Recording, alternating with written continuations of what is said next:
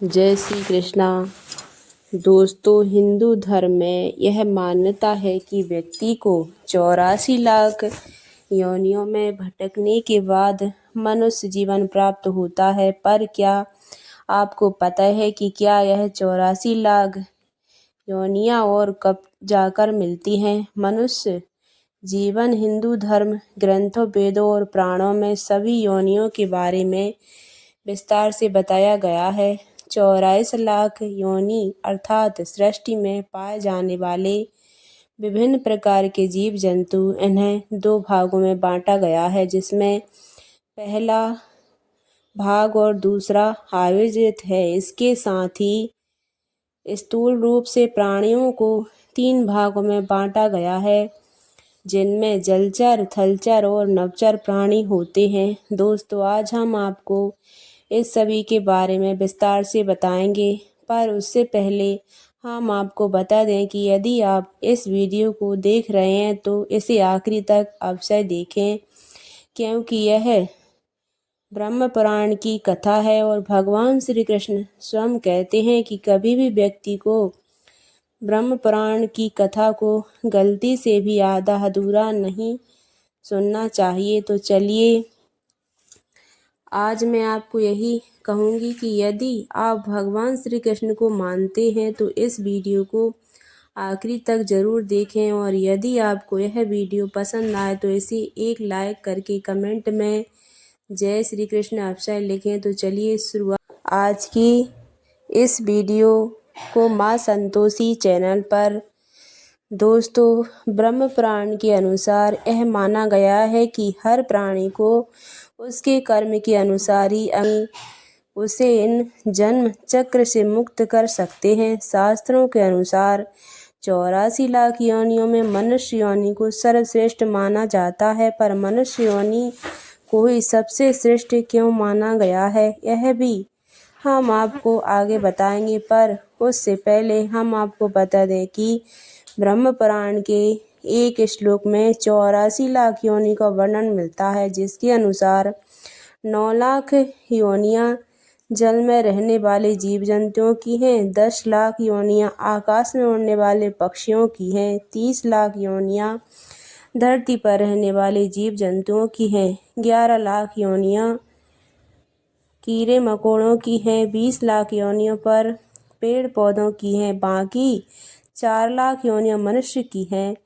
यानी कि कुल मिलाकर 84 लाख योनि हैं। पर दोस्तों, आपको बता दें कि ऐसा कहीं नहीं बताया गया है कि मनुष्य को दोबारा मनुष्य जीवन नहीं मिलता, या फिर 84 लाख योनियों के बाद ही वापस मनुष्य जीवन मिलता है। यह तो केवल और केवल हमारे कर्मों पर निर्भर करता है। अगर मनुष्य अच्छे कर्म करता है तो उसे स्वर्ग मिलता है और स्वर्ग का रास्ता मोक्ष की ओर जाता है। अगर मनुष्य बुरे कर्म करता है तो उसके नरक मिलता है और उसके बाद कर्म अनुसार अलग अलग योनियों में जन्म मिलता है। दोस्तों, आचार्य चाणक्य ने भी एक श्लोक में कहा गया है, नष्ट हुआ धन फिर से प्राप्त हो सकता है, बिछड़ा हुआ मित्र फिर से मिल सकता है, लेकिन मनुष्य जीवन एक बार नष्ट होने पर फिर से नहीं मिल सकता। मनुष्य जन्म बेहद दुर्लभ है। इसके अलावा रामचरितमानस में भी मनुष्य जीवन की महत्वता को दर्शाया गया है। परंतु क्या आपने कभी सोचा है कि मनुष्य जीवन इतना दुर्लभ क्यों है? तो आइए हम आपको बताते हैं। दोस्तों, ऐसा इसलिए है क्योंकि 84 लाख योनियों में से केवल मनुष्य के पास ही दिमाग यानी सोच समझकर काम करने की क्षमता है। उसे अच्छे बुरे की समझ है, वह पाप पुण्य में भेद कर सकता है, वह धर्म को जानता है, वह मानव ही है जिसे आत्म पर आत्मा का बोध हो सकता है, वह मानव ही है जो संसार का ज्ञान हासिल कर सकता है। यदि आप अपने बुरे कर्मों से मनुष्य जीवन को खो देते हैं तो आपको अन्य योनि में जन्म लेना पड़ता है, ऐसी योनि जिसमें समझने की समझ नहीं है। लिहाजा आप योनियों के काल चक्र में फंसते चले जाते हैं। इसलिए ऐसा कहा जाता है कि 84 लाख योनियों को पार करने के बाद ही आत्मा को मनुष्य योनि मिलती है और यही है आत्मा के 44 लाख योनियों से गुजरने का राज। ब्रह्म पुराण में कहा गया है कि जब कोई आत्मा निर्धारित 84 लाख योनि पूरी कर लेती है और उसके कर्म भी अच्छे होते हैं तो उसे प्रत या देव योनि प्राप्त होती है। इसके साथ ही वह जन्म जन्मांतर से मुक्त होकर वैकुंठ धाम चली जाती है, जबकि नीच कर्म करने वाली आत्मा को फिर से 84 लाख योनियों में जन्म लेने के लिए नीचे भेजा दिया जाता है। वेद पुराणों में इसे दुर्गति कहा गया है, यानी कि किसी आत्मा के फिर से जन्म मृत्यु के चक्र में फंसने का फिर जिसे एक आदर्श स्थिति मानी नहीं जाती। दोस्तों, सनातन धर्म की मान्यता के अनुसार जीवात्मा 84 लाख योनि में भटकने के बाद ही मनुष्य जन्म पाता है, पर इसके बाद भी मनुष्य के मन में अक्सर कई सवाल होते हैं, जैसे कि योनि आखिर होती क्या है। दूसरा यह कि जैसे कोई बीज अमृत का है तो वह मरने के बाद भी अमृत का ही बीज बनता है क्या? फिर मनुष्य भी मरने के बाद मनुष्य बनना चाहिए, पशु के मरने के बाद पशु ही बनना चाहिए?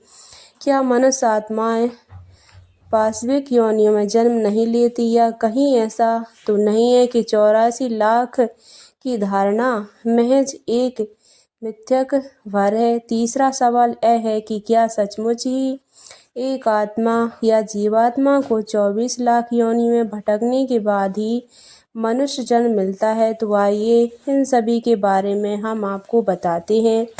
जैसा कि सभी को पता है कि मादा के जिस संग से जीवात्मा का जन्म होता है उसे हम योनि कहते हैं। इस तरह पशु योनि, पक्षी योनि, कीट योनि, सर्प योनि, मनुष्य योनि आदि उक्त योनियों में कई प्रकार के उप प्रकार भी होते हैं।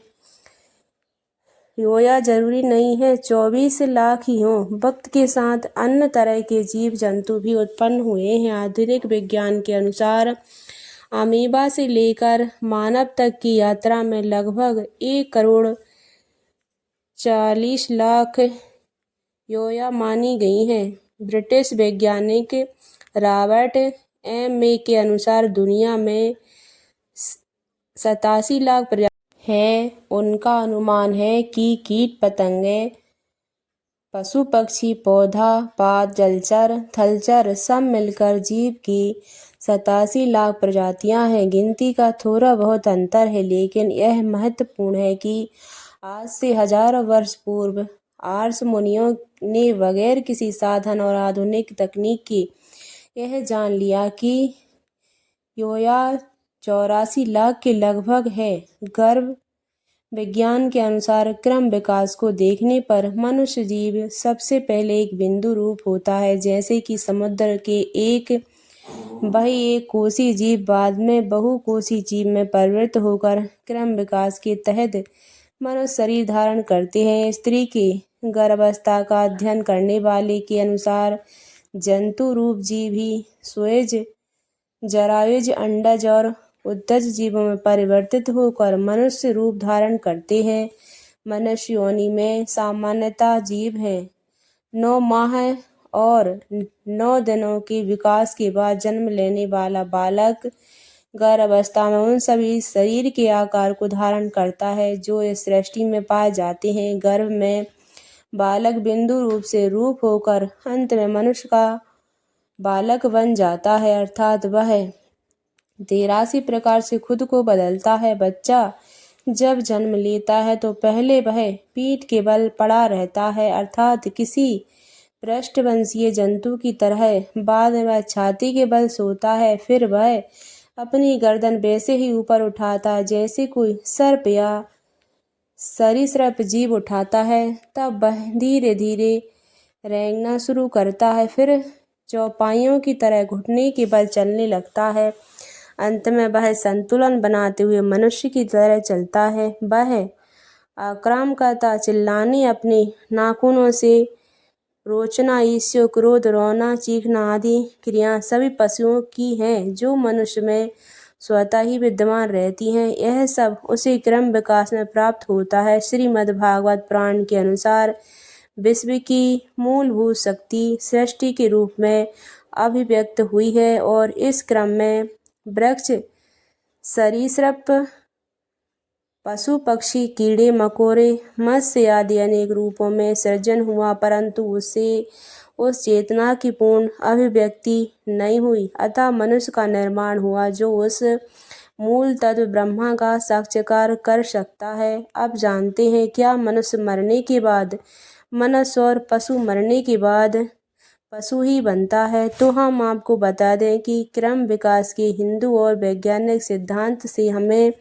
बहुत कुछ सीखने को मिलता है, लेकिन हिंदू धर्म अनुसार जीवन एक चक्र है। इस चक्र से निकलने को ही मोक्ष कहते हैं। माना जाता है कि जो ऊपर उठता है एक दिन उसे नीचे भी गिरना पड़ता है, लेकिन यह तय करना है उस आत्मा की योग्यता और उसके जीवन संघर्ष पर। यदि यह मान लिया जाए कि कोई पशु आत्मा पशु ही बनती है और मनुष्य आत्मा मनुष्य, तो फिर तो कोई पशु आत्मा कभी मनुष्य बन ही नहीं सकती। किसी कीड़े की आत्मा कभी पशु बन ही नहीं सकती। ऐसा मानने से वृद्ध की जातक कथाएं अर्थात उनके पिछले जन्म की कहानियों को फिर झूठ मान लिया जाएगा। इसी तरह से कई आर्ष मुनि हुए हैं जिन्होंने अपने कई जन्मों पूर्व हाथी, घोड़े या हंस के होने का वृतांत सुनाया। तो यदि यह कोई कहता है कि मनुष्य आत्माएं मनुष्य और पशु पक्षी की आत्माएं पशु पक्षी ही बनती हैं, तो वे सैद्धांतिक रूप से गलत हैं।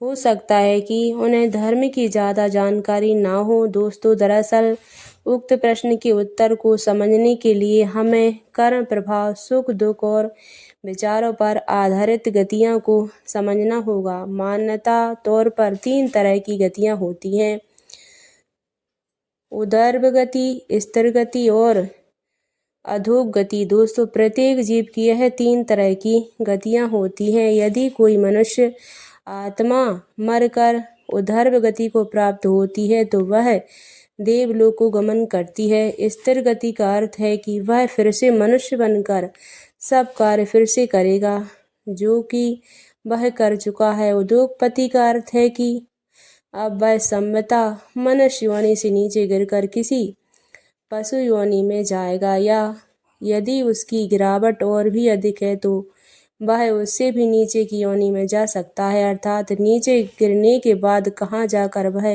अटके कुछ कह नहीं सकते। आसमान से गिरे और लटके खजूर पर आकर ऐसा भी उसके साथ हो सकता है। इसीलिए कहते हैं कि मनुष्य योनि बड़ी दुर्लभ है और इसे जरा संभाल कर ही रखें, कम से कम स्थिर गति में रहें। दोस्तों, 84 लाख योनि या अलग अलग पुराणों में अलग अलग बताई गई हैं, लेकिन सभी एक ही अनेक आचार्यों ने इन 84 लाख योनियों के 2 भागों में बांटा है। पहला योनि तथा दूसरी आधुनिक, और जो अपने आप ही अमीबा की तरह विकसित होते हैं उन्हें आयोनिक गया। आपको बता दें कि जब भी कोई मनुष्य मरता है और आत्मा शरीर को त्याग कर उत्तर कार्यों के बाद यात्रा प्रारंभ करती है तो उसके उपयुक्त 3 मार्ग मिलते हैं। उसके कर्मों के अनुसार उसे कोई एक मार्ग यात्रा के लिए प्राप्त हो जाता है। दोस्तों, इस वीडियो में इतना ही। यदि आपको यह जानकारी पसंद आई हो तो इसे लाइक अवश्य करें। जानकारी के लिए हमारे इस चैनल को सब्सक्राइब अवश्य कर लें। धन्यवाद। राधे राधे। जय श्री कृष्ण।